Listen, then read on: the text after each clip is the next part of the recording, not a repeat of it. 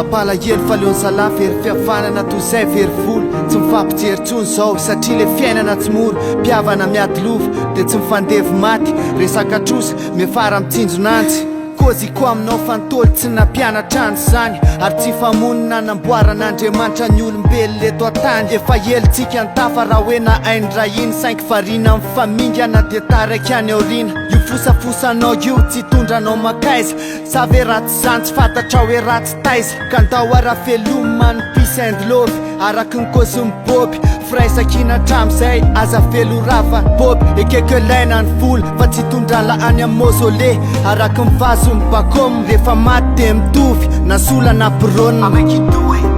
fihavanana ny eo ary akama zany izao no tsy ampeto an-tanàna fa raha miaraka ny dia tafita raha misaraka dia titanika firaisakina ny herinamana ny ilaina dia mibalika ny masoandronao maraina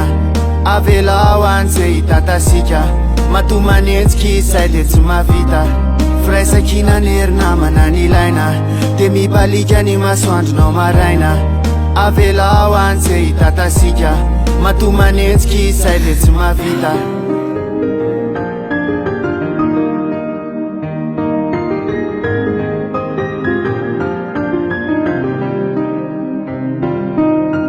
misy ny eo an-tanana tsy aleo manampy ny hafa fa petsaka amintsika nefa ny tia mifandratra fofeny fahakalana te anao falifaty dia lasa mifandrafa lasa mifampigafy tsisy tsony mifahendrena manjaka ny fitiavatena hatramitsindriazo lena zany efa manatena ndray androany zany tsisy avokoko ny totondriko dia atsangako mipisy dia atsangako mipisy dia ataovy arany tsara fa beny te anao ratsy atsipoko ny kozy hoe tafity ela vo maty dia ndray androany amelana reo vosaina fafy dia lasa naiky atsika hatramy vaza afany an-dafy